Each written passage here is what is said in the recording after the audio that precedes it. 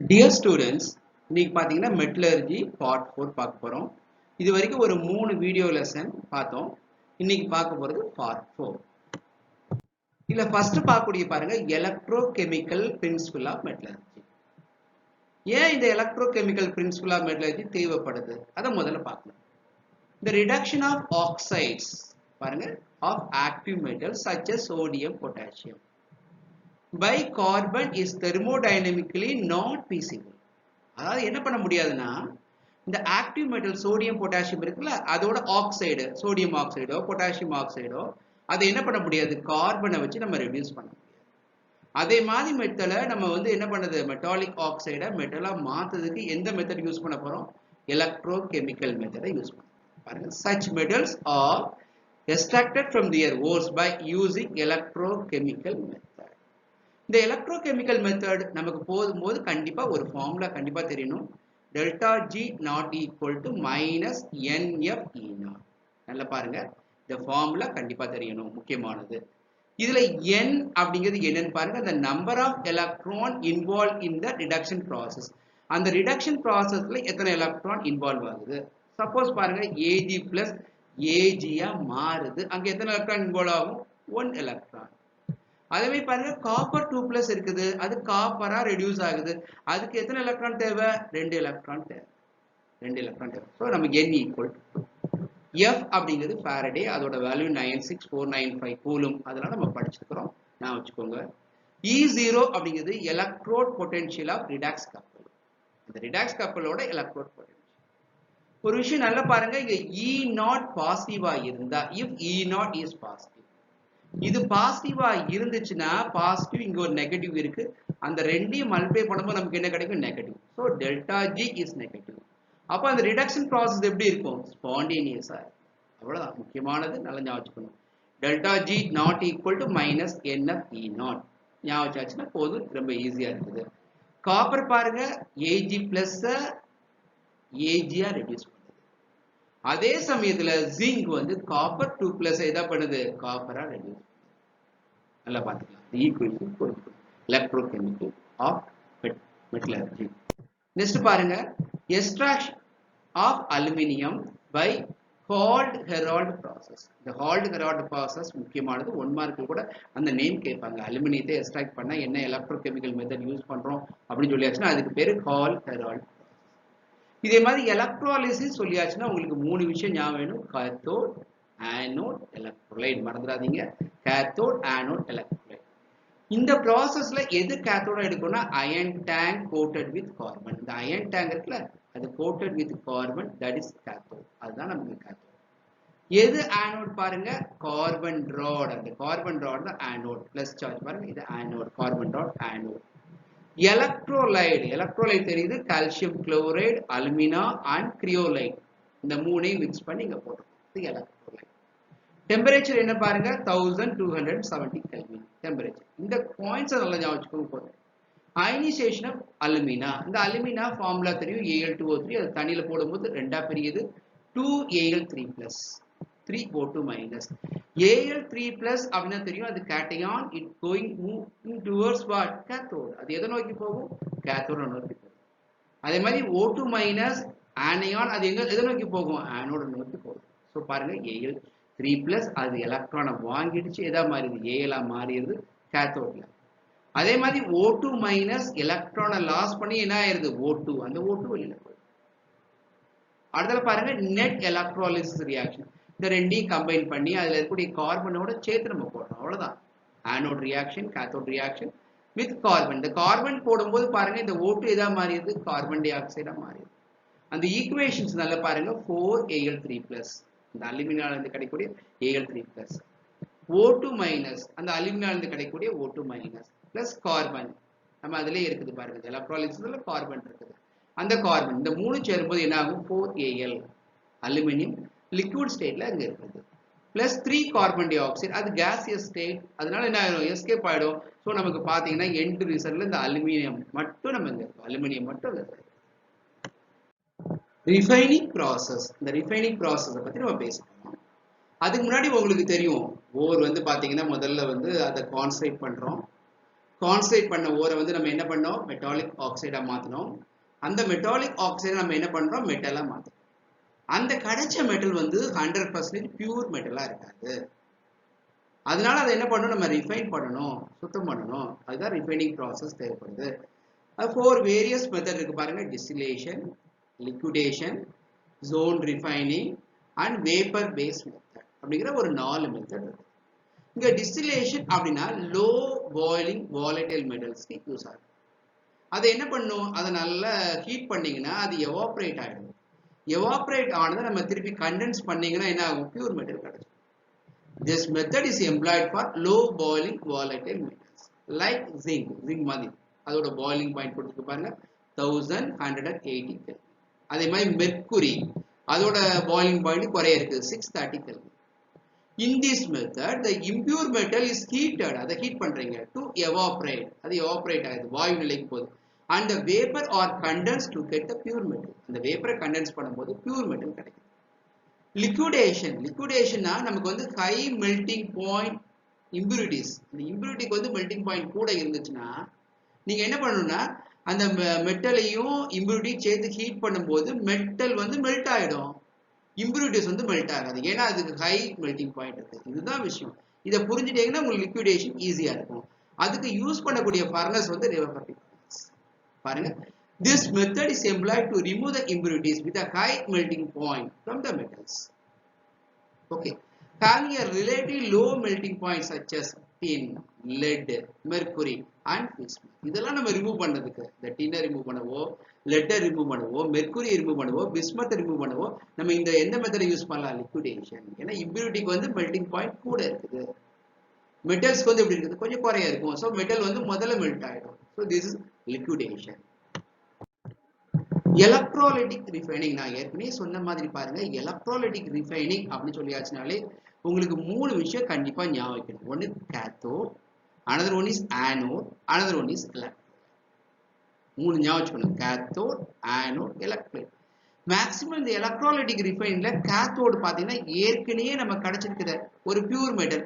Suppose நம்ம silver எடுக்கிறோம் வச்சுக்கோங்க, பியூர் சில்வரை எங்க எடுத்திருப்போம், ஏற்கனவே நம்மகிட்ட இருக்கக்கூடிய பியூர் சில்வரை கேத்தோட்ல எடுத்து ஆனோட்ல அப்போதான் நம்ம ப்ரிப்பேர் பண்ணியிருக்கோம் பாருங்க. அந்த சில்வரை, இம்பியூர் மெட்டல் நம்ம எதில் எடுக்கிறோம், ஆனோட்ல எடுக்கிறோம். எலக்ட்ரோலைட் அதோட நமக்கு solution metallic salt, aqueous solution of the salt of the metal. For example சில்வர்னா சில்வர் நைட்ரேட், காப்பர்னா காப்பர் சல்ஃபைட். அதை நம்ம எலக்ட்ரோலைட் ஆகும். இப்போ என்ன நடக்கும் பாருங்க, நமக்கு கேத்தோட், ஆனோட் இருக்குது. இந்த ஆனோட்ல இருக்கக்கூடிய இம்பியூர் மெட்டல் நமக்கு முதல்ல பார்த்தீங்கன்னா இந்த எலக்ட்ரோலைட்ல குதிக்கும்.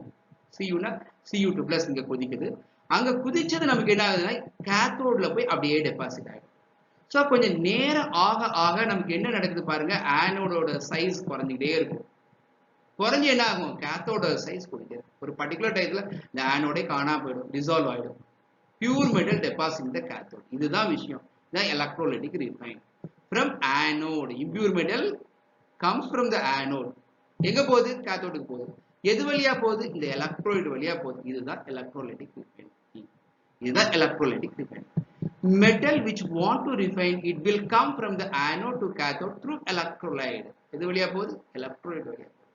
சில டைம் பாருங்க நமக்கு வந்து லெஸ் எலக்ட்ரோபாசிட்டிவ் மெட்டல்ஸ் இருக்கலாம் கூட இம்பியூரா, அதெல்லாம் பார்த்தாச்சுன்னா ஆனோடு கீழே டெபாசிட் ஆயிடுது. அதுக்கு பேர் ஆனோட் மட். அதுக்கு என்ன பேர் சொல்றோம், ஆனோட் மட். less electropositive impurity எங்க செட்டில் ஆகுது பாருங்க, ஆனோடுக்கு கீழே செட்டில் ஆகுது. அதனால அதுக்கு என்ன பேர், ஆனோட் மட். During the electrolysis the less electropositive impurities settle at the bottom of the container. This is are called what, anode mud. கேட்கலாம் anode mud என்னன்னு கேட்டா நம்ம இது எழுதுனா போதும், anode mud அப்படின்னு ஞாபகம் போதும். Electrolyte refining, cathode, anode, electrolyte, இந்த 3 விஷயம் ஞாபகம் போதும். நெக்ஸ்ட் பாருங்க, நமக்கு சில்வர். நான் ஏற்கனவே சொல்ல மாதிரி கேத்தோட்ல என்ன எடுக்கணும், பியூர் சில்வர். ஆனோட் என்ன எடுப்பீங்க, இம்பியூர் சில்வர். எலக்ட்ரோலைட் நம்ம எடுப்போம் acidified aqueous solution of silver nitrate. அது சில்வரோட சால்ட். என்ன நடக்கும், இம்பியூர் சில்வர் ஆனோட்ல இருந்து பாருங்க, இம்பியூர் சில்வர் எல்லாம் நமக்கு அந்த எலக்ட்ரோலைட் சில்வர் சொல்யூஷன்ல டிசால்வ் ஆகி எங்க போய் டெபாசிட் ஆயிருது, கேத்தோட்ல போய் அப்படியே டெபாசிட் ஆயிருது. இதுதான் எலக்ட்ரோலைட்டிக் ரிஃபைன். அத ரியாக்ஷன்ஸ் ரொம்ப ஈஸி பாருங்க. Ag என்ன ஆகும், Ag+ impure impure Ag now Ag plus electron. Cathode அந்த Ag plus ஒரு எலக்ட்ரானை வாங்கி சாப்பிட்டுட்டு என்ன ஆயிருது Ag-ஆ மாறுது. So silver deposited at cathode. இங்க deposit ஆயிருது cathode. So anode இருந்து cathodeக்கு pure metal deposit ஆகுது through what? Electrolyte வழியா போகுது. இதை ஞாபகம் வச்சுன போது this is electrolytic refining of silver. Next பாருங்க zone refining முக்கியமான क्वेश्चन 5 மார்க் क्वेश्चनல இந்த லாஸ்ட் இயர் क्वेश्चनல கூட கேட்டிருக்காங்க. இந்த zone refining அப்படினா அதோட principal fractional crystallization. fractional crystallization. அத வச்சு நம்ம இது பண்றோம். என்ன பண்றீங்க அந்த impure metal ஒரு ராட் மாதிரி எடுத்துட்டு ஒரு ஹீட்டர் வைக்கிறீங்க. ஒரு ஹீட்டர் பாருங்க இதுக்கு பேர் ஹீட்டர். அந்த ஒரு ஹீட்டர் வைக்கிறோம். ஹீட்டர் அந்த ஹீட்டர் வைக்கும்போது அந்த மெட்டல் என்ன ஆகும் impure metal மெல்ட் ஆகும். மெல்ட் ஆகும்போது அதோட impurities சேர்ந்து மெல்ட் ஆகும்.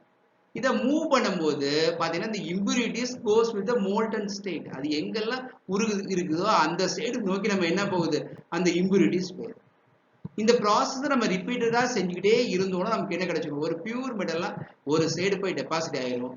impurityலாம் இன்னொரு பக்கம் போயிடும். impurityலாம் இன்னொரு பக்கம் போயிடுது பியூர்லாம் இன்னொரு சைடு போயிடும்.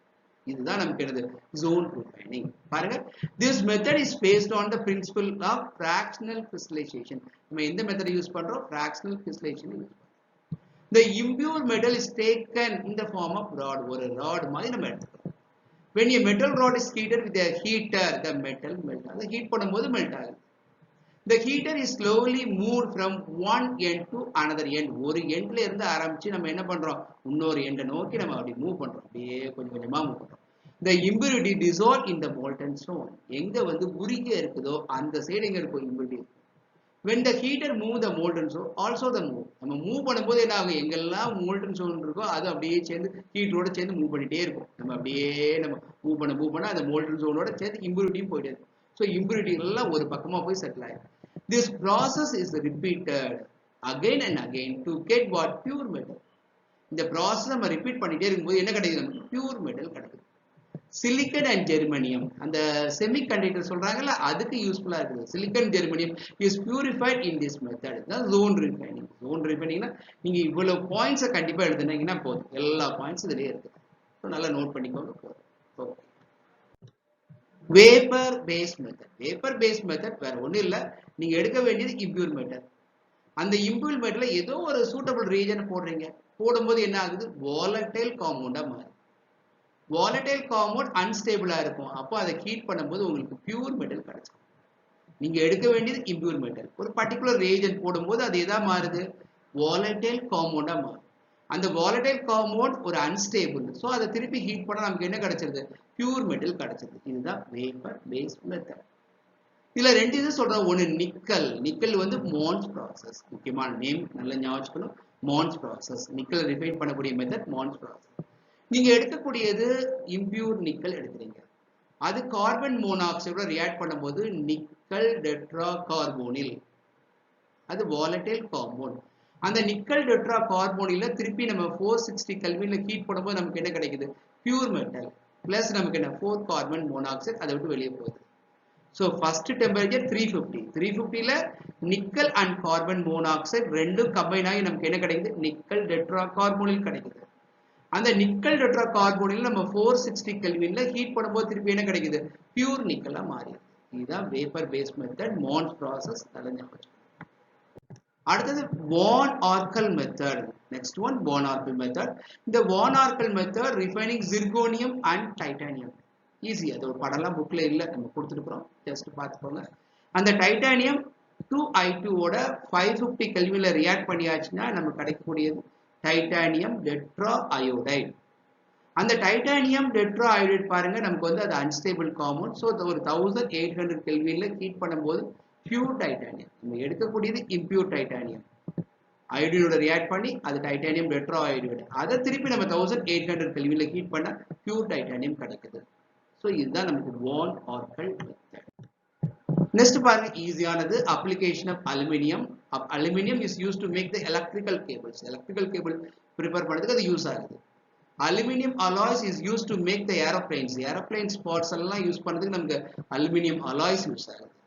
அலுமினியம் ஃபாயில் பார்த்தீங்கன்னா பேக்கிங் ஃபுட் ஐட்டம்ஸ் நம்ம எல்லாம் இந்த ஹோட்டல்ஸ் எல்லாம் வைக்கிறது அந்த அலுமினியம் ஃபாயில் தான். அதில் வச்சு கொடுத்துருக்காங்க. இப்போ aluminium is use to make the cooking வெசல்ஸ்க்கு அது ரொம்ப யூஸ்ஃபுல்லாக இருக்கும். எல்லா அலுமினியம் வெசல்ஸும் பார்த்துருப்பீங்க. Aluminium is use to make the gas pipes. So அந்த கேஸ் போகக்கூடிய வாயு போகக்கூடிய பைப்ஸ், அந்த குழாய் இருக்குல்ல, அந்த வாயு குழாய்களில் நமக்கு அலுமினியம் பயன்படுது. ஏதாவது ஒரு 4 பாயிண்ட்ஸ் அல்லது 3 பாயிண்ட்ஸ் படிச்சுக்கோங்க போதும். நமக்கு 2 மார்க் அல்லது 3 மார்க் கேட்கும்போது அதுக்கு ஏற்ற மாதிரி நீங்க பாயிண்ட்ஸ் கொடுத்தீங்கன்னா போதும்.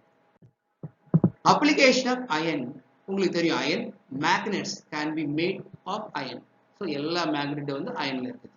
It is made to bridge and cycle chains, உங்களுக்கு தெரியும் இந்த பாலங்கள் சைக்கிள் செயின் எல்லாம் irons. Cast iron is used to make the pipe and walls and pump stoves. Pipe, wall, pump stove la நமக்கு cast iron யூஸ் ஆகுது. Surgical instruments and jewelry அதுலயும் நமக்கு எது யூஸ் ஆகுது? நமக்கு iron use. Automobiles and airplane parts இதுல நமக்கு எது யூஸ் ஆகுது? iron யூஸ் ஆகுது. ஸோ ஏதோ 3 or 4 பாயிண்ட்ஸ் நல்லா ஞாபகம் வச்சு நீங்க எழுதிட்டீங்கன்னா போதும். நெக்ஸ்ட் பாருங்க application of copper.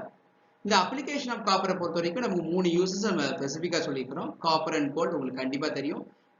Use to make the ornaments, நம்ம நகையெல்லாம் செய்கிறாங்களா அந்த ஆர்னமெண்ட்ஸில் கண்டிப்பாக காப்பர் இல்லைன்னா அது ஒன்றும் இல்லை. காப்பர் கண்டிப்பாக இருக்கணும், இருந்தால் தான் நமக்கு செய்ய முடியும். It is make wires and water pipes, எல்லா எலக்ட்ரிக்கல் ஒயரும் பார்த்தீங்கன்னா அது காப்பர் தான் இருக்குது. அண்ட் வாட்டர் பைப்ஸ், அந்த தண்ணி போகக்கூடிய குழாய்ஸ்லாம் இருக்குது நம்ம கூடியது பார்த்தீங்கன்னா நமக்கு வந்து copper. It is use to make coin, நாணயங்கள் செய்யறதுக்கு பயன்படுது. இதுதான் அப்ளிகேஷன் ஆஃப் காப்பர். இதில் புரிஞ்சிருக்கும்னு நினைக்கிறேன். அடுத்தல பாருங்க application of gold. Application of கோல்டை பொறுத்த வரைக்கும் நம்ம ஏற்கனவே அங்கே காப்பர்ல சொன்ன மாதிரி தான் copper and gold are use to make the ornaments. Jewellery ஐட்டம்லாம் செய்யறதுக்கு கண்டிப்பாக கோல்டு யூஸ் ஆகுது, காப்பரோட சேர்த்து மிஸ் பண்ணி. எலக்ட்ரோ பிளேட்டிங் வாட்சஸ், அந்த வாட்ச்லாம் எலக்ட்ரோ காஸ்ட்லி வாட்சஸ்ல எலக்ட்ரோ பிளேட்டிங் பண்ணதுக்கு எது யூஸ் ஆகுதுன்னா கோல்டு யூஸ் ஆகுது. Gold nanoparticles are also used in the increasing the efficiency of solar cells. அந்த solar cellோட efficiency திறனை கூட்டுறதுக்கு எதை யூஸ் பண்றாங்கன்னா gold nanoparticles, minute particles use பண்ணும்போது நமக்கு efficiency of solar cell use. It is also used to make the coins. உங்களுக்கு தெரியுமா இது எதுக்கு யூஸ் ஆகுது? coins use. நெக்ஸ்ட் பாருங்க அப்ளிகேஷன் ஆஃப் ஜிங்க். உங்களுக்கு நல்லா தெரியும் அந்த அயன் பிளேட்லாம் பார்த்தீங்கன்னா அது வந்து துருப்பிடிக்காம இருக்கிறதுக்கு ஒரு கால்வனைசேஷன் பண்றோம். அந்த கால்வனைசேஷன் பண்றது சிங்க். இதை பத்தி டீட்டெயிலாக எலக்ட்ரோ கெமிஸ்ட்ரியில கூட சொல்லுவாங்க. கால்வனைசேஷன் இந்த அயன் ரோடெல்லாம் துருப்பிடிக்காம இருக்குது, நம்ம சிங்க் கோட்டிங் கொடுக்கறோம்ல அதுக்கு பேர் galvanisation. So protect them from the rusting and corrosion. அயனை வந்து என்ன பண்ணுது? ரஸ்டிங்ல இருந்து கரோஷன்ல இருந்து ப்ரொடெக்ட் பண்ணுது. Zinc is used to in the electrical industry. Electrical industry நமக்கு என்னது? Zinc use. Zinc oxide prepare the paint. நமக்கு அந்த பெயிண்ட் எல்லாம் கொஞ்சம் பிரகாசமா இருக்குது அப்படிலாம் சொன்னா அதுல zinc இருக்குன்னு அர்த்தம். Zinc paints and rubber, plastics and inks. அதே மாதிரி பாருங்க process of alloy of the zinc is used in the water valves and the communication equipment. இதெல்லாம் நம்ம zinc-ஓட அப்ளிகேஷன் இருக்குது. ஸோ இதுதான் நமக்கு zinc-ஓட அப்ளிகேஷன். ஏதாவது ஒரு 4 பாயிண்ட்ஸ் ஞாபகம் வச்சுக்கோங்க. உங்களுக்கு எவ்வளோ எந்த கொஸ்டின் கேட்குறாங்க 2 மார்க் 3 மார்க்ஸ் அதுக்கேற்ற மாதிரி 2 பாயிண்ட் 3 பாயிண்ட்ஸ் எழுதுங்க, உங்களுக்கு ரொம்ப யூஸ்ஃபுல்லாக இருக்கும்.